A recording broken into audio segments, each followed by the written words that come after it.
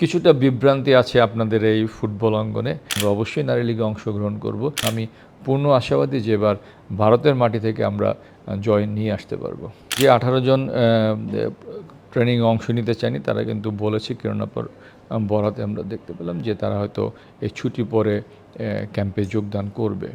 আর ক্যাম্পে যোগদান করলেই যে আসলে তাদের চুক্তি নবায়ন করা হবে সেটা কিন্তু কেউ আমরা বলতে পারছি না, কারণ প্রতি বছরই কিন্তু তাদের পারফরমেন্সের উপর ভিত্তি করে চুক্তিগুলো রিনিউ করা হয়।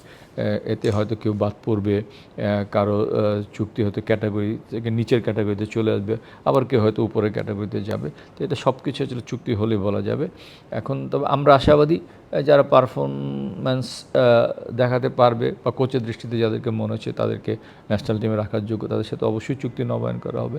আর যাদের পারফরমেন্স ভালো না, তারা বিদ্রোহ করেছে কি করেনি সেটা কিন্তু মুখ্য বিষয় হিসেবে থাকবে বলে আমার মনে হয় না। পারফরমেন্স না থাকলে আসলে অনুমিতভাবেই সে বাদ পড়ে যাবে। ইমার্জেন্সি কমিটির যে মিটিংয়ে কোচ নিয়োগের অনুমোদন দেওয়া হয়েছে, সেখানে কিন্তু আসলে শুধুমাত্র অনুমোদনটুকুই দেওয়া হয়েছে এবং উনি বলেছেন যে ইমার্জেন্সি মিটিংয়ের সবাইকে জানিয়েছেন। আমি জানি না উনি কাকে জানিয়েছেন, কিন্তু আমাকে অন্তত বা আমি অন্তত এ ব্যাপারে একেবারে কিছু জানি না যে ওনার কোনো কোচ নিয়োগের ব্যাপারে কোনো আপত্তি ছিল কি না।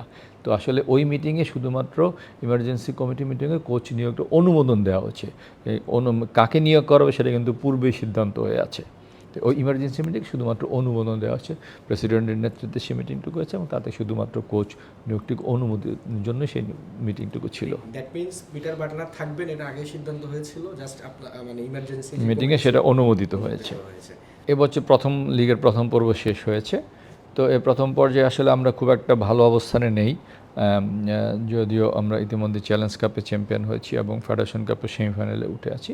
তো লিগে আমরা একটু পিছিয়ে আছি।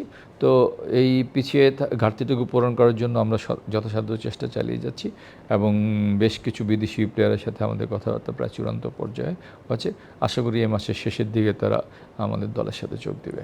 কোন কোন দেশ থেকে আসতে পারে একটু দর্শকদের জন্য বলা যাবে কি? আসলে এই আমাদের সংক্ষিপ্ত তালে বেশ কিছু আছে, তবে আমাদের অগ্রাধিকার সবসময় আমরা ল্যাটিনের দিকে আমাদের একটা পক্ষপাত আছে।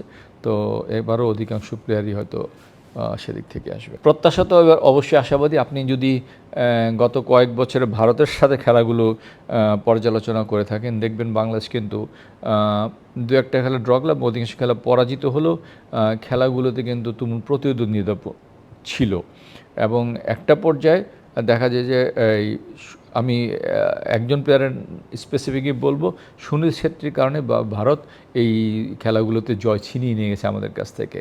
কারণ সুনীল ছেত্রী এমন উঁচুমানের প্লেয়ার, যে কোনো সময় যে কোনো পরিস্থিতিতে গোল করে দলকে এগিয়ে নিয়ে যেতে পারে।